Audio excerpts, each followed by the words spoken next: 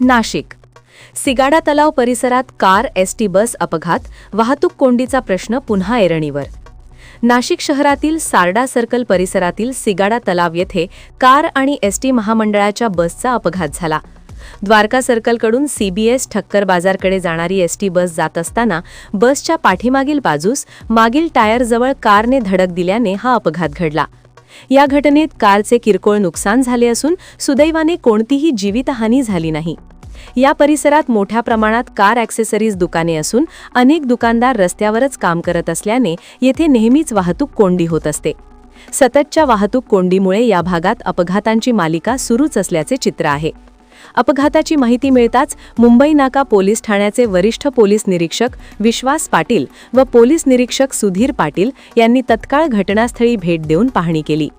रस्त्यावर रोखून धरलेली एसटी बस बाजूला काढून वाहतूक सुरळीत करण्यात आली. दरम्यान या परिसरातील सतत वाढत चाललेल्या व्यापारी गजबजाटामुळे व शाळा, दुकाने आणि वाहनांची गर्दी पाहता वाहतूक प्रशासन ठोस उपाययोजना कधी करणार असा सवाल सर्वसामान्य नाशिककर व प्रवाशांकडून उपस्थित केला जात आहे. स्टार वन महाराष्ट्र न्यूजसाठी इरफान पठाण, नाशिक.